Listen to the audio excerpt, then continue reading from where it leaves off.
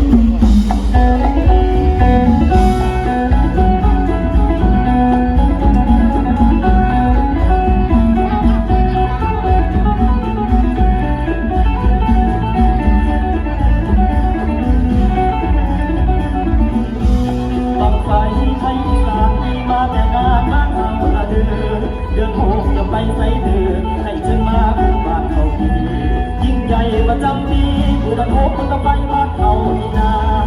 เสียงดังชวนไปจะชวนเจอขึ้นบนฟ้า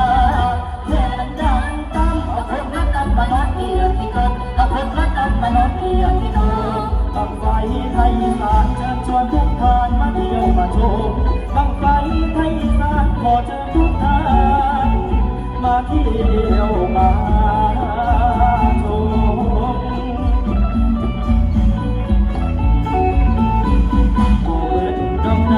ประเพณีบ้านเขาที่ท่านได้ยินเป็นแค่เพียงเสี้ยวหนึ่งผู้สาวผู้บ่าวผู้แก้วเสียงเจ้าเจ้าเวลาเบิ่งเห็นแล้วต้องตื่นเชิญมาเชิญมาประเพณีบ้านเขาผู้เฒ่าพ่อแม่เพิ่นว่าเห็นมารุ่นปู่รุ่นย่าสืบทอดมาโดนวัฒนธรรมป่าที่ยังมากล้นไทยอยู่คู่เมืองบุญประเพณีเดินโคงบ้านเขา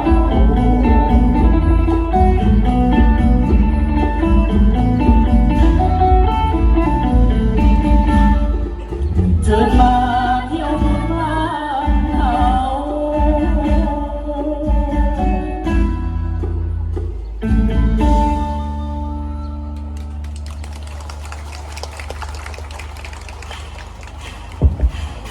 สวยงามอ่อนช้อย